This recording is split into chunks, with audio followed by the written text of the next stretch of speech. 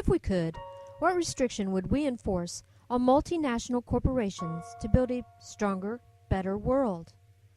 Of course, many thoughts come to mind. Some say that Americans should buy made in the USA, and that if it can be produced here, it should be, and that those products should be preferred over imported goods. My problem with this is, first, some people are obviously not aware or they ignore the fact that we are living in a global economy. And some do not understand the nature of capitalism, nor how the banking system functions. Capitalism and the economy are progressively becoming more and more global, and that is something that is not likely to change. For many, this would be considered a step back in time. Secondly, to conclude that America would segregate itself from participating in a global economy sounds naive and selfish. Are we so spoiled that we must protect only ourselves and our own economy? Again, this seems very self-centered and narrow-minded. So what can we do? I have an idea that I feel is feasible if everyone was united towards the same common goal. But my intention here is not necessarily to convince you that my idea is the right idea, but rather to get you thinking about new ideas and talking about the issues, and to persuade one to get informed and get involved. It all begins with us. We must make our voices heard. So many people moan and groan about their economic circumstances, but feel helpless to do anything about them. The time is here and now. If we all stand united, we can be heard. But we must understand the dynamics and nature of capitalism, how corporations are defined, and how the economy operates as a whole. And we must have better insight to the underlying causes of our current state. That is, if anyone cares at all. Or are you among those who expect change without taking action? There is no perfect answer or simple solutions. But it is important for us to let these corporations know that we're not going to take it anymore. Their days of dictating government and economy and our livelihoods are over. We must start the dialogue of change. So again, I present the question, ma'am, if we could, what restriction would you enforce on multinational corporations to build a better, stronger world? Make corporations disclose all business decisions as they are related to the environment, economy, and the communities in which they operate. If there are any foreseeable negative impacts in these areas, they must be required to have a plan in place to minimize such impact.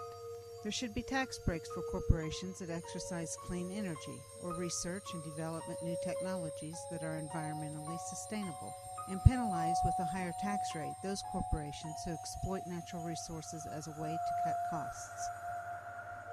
Corporations do not hold interest in these values.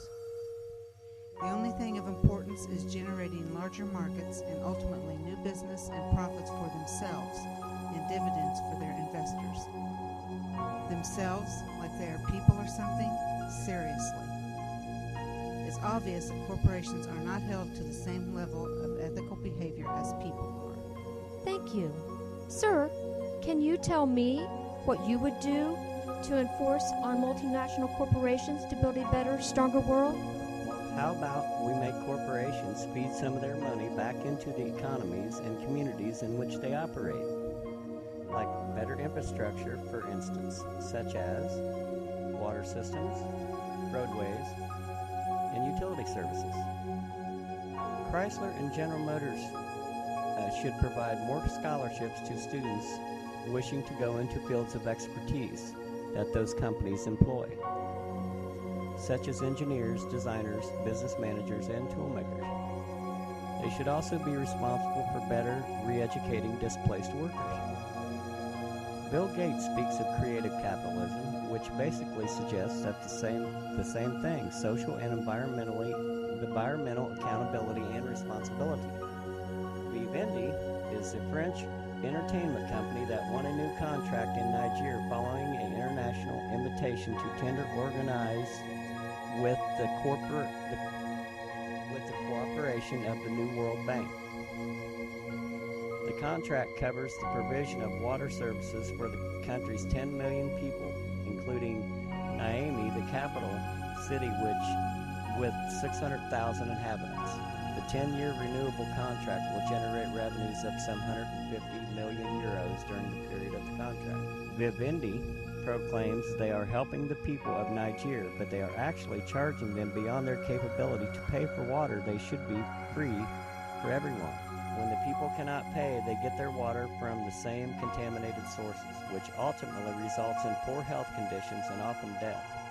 If Vivendi was truly being helpful, they would subsidize the water for the poor. Humanitarian compassion and efforts should always trump profits. What about the companies that lie about their activities or simply gloss over law, doing whatever they want for the sake of generating commerce? Take Nestle, for example. They are extracting water in Michigan and not paying a cent in taxes, but rather receiving tax abatements and selling the water literally right out from underneath the feet of Michigan residents against their wishes. Is this a practice that should be overlooked and allowed to continue? Thank you, sir. Here's an idea I think everyone could embrace. Let's propose a bill that would outlaw corporate lobbying. Corporations call the shots in this country. Does your vote really count when corporate lobbyists pay off politicians and override public consensus? True, this plan does focus on American corporations, but aren't they essentially king of the hill, so to speak? Here are a few Capitol Hill lobbyists and the companies they work for as an example. Stephen Brown of Tesoro has expanded his lobbying presence and made headway in Tesoro's drive to ensure that Environmental Protection Agency's authority to regulate greenhouse gases stays limited. Maria Sino of Pfizer had the backing of Speaker John Boehner's during her run for the chairman of the Republican National Committee. She now lobbies for the pharmaceutical giant on issues like the Prescription Drug User Fee Act. And Greg Dahlberg, who works for Lockheed Martin. He heads up the Washington operations for the world's leading defense contractor and says that its F-535 fighter program should be spared from additional funding cuts. What about Sarah Thorne of Walmart? She is a highly regarded trade expert who has been keeping close tabs on the trade agreements with Korea, Panama, and Colombia. And of course, how could we neglect to mention Michael Pease of Goldman Sachs? Pease, who is a veteran of both K Street and Capitol Hill, are among those looking to capture a larger share of the housing finance system. I think we should propose a bill and have a petition signed to present before legislature. It would be ideal if we could get as many Midwestern states on board at the same time as a show of solidarity. I believe corporate lobbyists play into the hands of corporations and blatantly ignores the best interest of the greater good. But again, my intention here is not to persuade you to agree or disagree with me or my ideas, but rather to inspire you to start thinking about and talking about the possible solutions. It's time for us to do something. Big business has grown too big for its britches.